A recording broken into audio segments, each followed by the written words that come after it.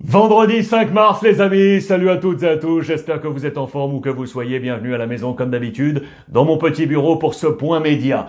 Thomas Tuchel est en train de réussir son pari et dans le même temps, Jürgen Klopp s'effondre les amis. Hier, c'était le gros match de Premier League. Chelsea s'est imposé à Liverpool 1-0. Incidence. Regardez les jeux de mots à l'anglaise, bien évidemment, la une du Mirror. Down for the Mount. On descend de la montagne parce que c'est Mason Mount qui a marqué ce but. Le jeu de mots est une nouvelle fois magnifique. Voici ce classement. Chelsea est 4e. C'était l'objectif en allant chercher Thomas Tuchel, se qualifier pour la Champions League, être dans le top 4. Pour l'instant, ça tient. Dans le même temps, regardez où est Liverpool, très loin de Manchester City. On fait le point sur tout ça. D'abord, côté Chelsea, la réussite de Thomas Tuchel. Depuis son arrivée, on est passé de la 9e à la 4e place. 24 points sur 30 possibles. Sur les 10 matchs réalisés, 8 clean sheets les amis. 8 clean sheets sur les 10 matchs. Regardez, 7 victoires, 3 matchs nuls. Aucune défaite pour l'instant pour Thomas Tuchel. Dans le même temps, les affaires vont mal pour Jürgen Klopp. Regardez ce qui se passe, c'est historique. 5 a slide, le glissement avec 5 défaites. 5, c'est la première fois de l'histoire de Liverpool qu'à domicile, les Reds enchaînent 5 défaites. Aucune victoire à domicile en 2021. Un seul tir cadré face à Chelsea, Burnley, Brighton, Manchester City, Everton et donc Chelsea. Les 5 défaites enchaînées pour Jürgen Klopp, c'est périlleux pour Liverpool. 2 informations complémentaires en Angleterre. Regardez, en marge bien évidemment du succès des Blues. La première, elle est pour Manchester United avec De Gea. Il va rester en Espagne. Il est rentré en Espagne pour être auprès de sa compagne qui attend leur premier enfant. Ole Gunnar Solskjaer l'avait mis non titulaire pour le match face à Crystal Palace le week-end dernier. En conférence de presse, le coach de Manchester a été interrogé sur la durée d'indisponibilité de son gardien de but espagnol. C'est privé. C'est la réponse du coach de Manchester. David De Gea, va donc rester en Espagne pour le moment auprès de sa compagne. La deuxième information, elle est ici. Elle concerne Newcastle. Bruce, 4 millions de livres. Bruce, c'est Steve Bruce, l'entraîneur de Newcastle. Newcastle est 17e, juste au-dessus de la zone rouge, en zone de danger. Attention, fracture avec une partie du groupe, et notamment Matt Ritchie. L'un de ces joueurs, il faut savoir qu'en cas de licenciement de Steve Bruce, 4 millions de livres en jeu, 4,6 millions d'euros. Les affaires vont mal du côté de Newcastle, vous l'aurez compris. Hier en Italie, je vous l'ai annoncé, l'Inter pouvait s'échapper et prendre 6 points d'avance sur l'AC Milan. C'est chose faite. L'Inter s'est imposé à l'extérieur sur la pelouse de Parme, 2-1 avec l'ami Alexis Sanchez, alors que dans le même temps, l'AC Milan, toujours sans Zlatan Ibrahimovic, qui a lancé la chansonnette avec son copain Mihajlovic. Et regardez comment il s'est rendu à San Remo. En moto, problème sur la route, et du coup il a dû enfourcher une moto, l'ami Zlatan Ibrahimovic. Je vous laisse imaginer les problèmes d'assurance avec le club et compagnie, ça peut encore ajouter à la polémique. L'Inter s'est donc imposé avec Alexis Sanchez, victoire ultra importante pour l'Inter qui s'échappe donc du côté de la Serie A. Vous le voyez avec Alexis Sanchez. Bon travail une nouvelle fois de Conte souligné. Après Eriksen, Perisic, voici le 3e joueur ultra important relancé par le coach Conte. Voici la trajectoire et le calendrier. Je vous ai grossi tout ça les amis. Regardez là, le tête-à-tête entre Milan et l'Inter. Les Rouges de Milan ont quasiment toujours été en tête. C'est ici que ça a croisé à la 22e journée. 18 victoires pour l'Inter, 16 victoires pour l'AC Milan. Pour l'instant, la différence, elle est là. Le calendrier avec ce classement. Regardez, 59 points pour l'Inter, Milan à 53. Le calendrier de l'Inter vers le Scudetto éventuel. Il y a des gros matchs. Dès ce week-end face à l'Atalanta, il y a le Napoli qui est ici. Il y a l'AS Roma ou encore la Juventus.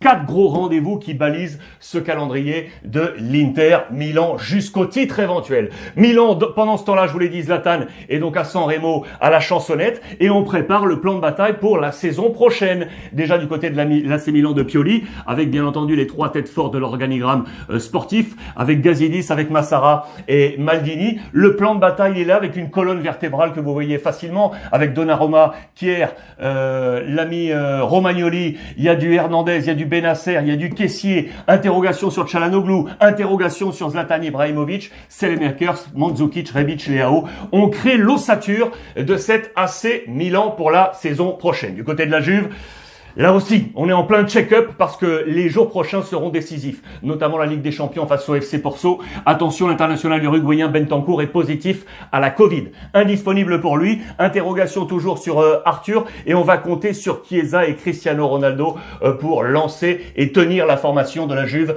avec Pirlo. En Espagne maintenant, on est à quelques jours, ça y est, vous le savez, mercredi prochain du Paris Saint-Germain FC Barcelone, le match que tout le monde attend en Ligue des Champions. Actu Barça, Actu Paris. Aujourd'hui, regardez, le Barça qui va retrouver en finale de Coupe du Roi après s'être qualifié face à Séville dans une remontada, je vous le rappelle. On retrouvera l'Athletic Bilbao qui s'est imposé dans l'extra time prolongation face à la formation de Levante, adversaire donc du Barça qui était en mode nouveau. Je vous ai montré cette photo hier. Eh bien, regardez, elle était à la une de la presse catalane avec ce Vuelve la piña. C'est le retour de la piña. Je vous rappelle l'expression en Espagne. Piña, c'est l'ananas ou la pomme de pin, un fruit compact, dur, le groupe est là. Voilà pourquoi on utilise cette expression du nouveau Barça, complètement relancé. On va à por todo, on va aller jouer absolument tout. Et donc, la Ligue des Champions, on veut y croire tous autour de Ronald Koeman, qui est le grand vainqueur de cette réussite. On s'est régalé fort de cette qualification. Les joies autour de Ronald Koeman, qui est donc le grand vainqueur. Plusieurs joueurs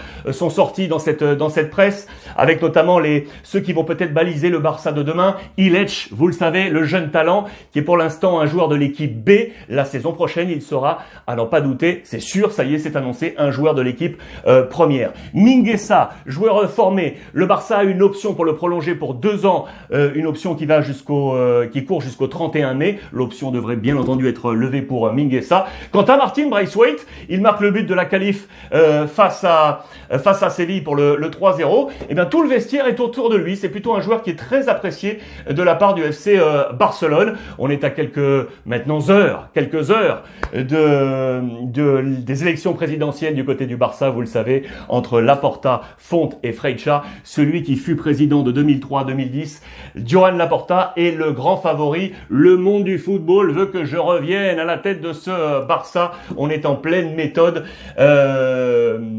politique pour convaincre, bien évidemment, les socios de voter pour lui. Barça PSG, les informations Barça, les informations PSG maintenant. À la lutte pour le titre de champion en France, vous le savez, pour un 10e titre peut-être, mais il y a 4 candidats avec Lille, Paris, Lyon et l'AS Monaco. Lille a pour l'instant 2 points d'avance. Information complémentaire, Bernat devrait prolonger avec le Paris Saint-Germain. Et je vous ai annoncé hier que Jürgen Klopp voulait fermer les portes d'une éventuelle sortie pour les sélections, pour ses internationaux. C'est très certainement la même chose côté Paris. On pense aux Sud-Américains avec Marquinhos en photo. Raison Covid, bien évidemment. Voici le calendrier attendu pour les 4 formations pour les 10 dernières journées. À la lutte, il y a vraiment des gros matchs qui sont prévus. On prépare le retour de Neymar. Oui, il pourrait être présent. Attention pour le match face au Barça en Ligue des Champions. Paris qui applique un énorme turnover à la différence des 3 autres candidats au titre turnover organisé du côté de Paris. Lyon, où on met justement en avance Depay,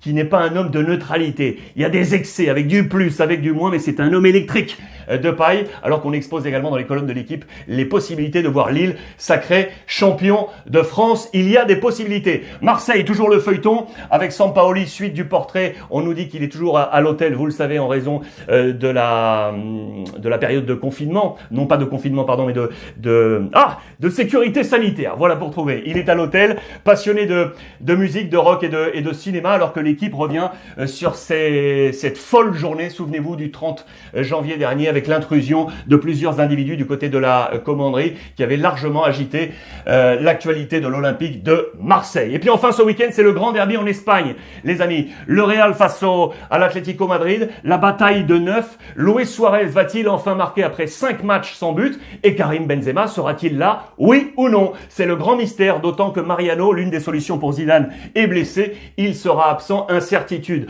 Duel magique également entre le Belge Courtois et le Slovène Oblak. Bataille de défense centrale. Savic face à Varane, puisque pour la première fois depuis 2016, ni Jiménez ni Ramos, ça sera le grand match attendu ce week-end.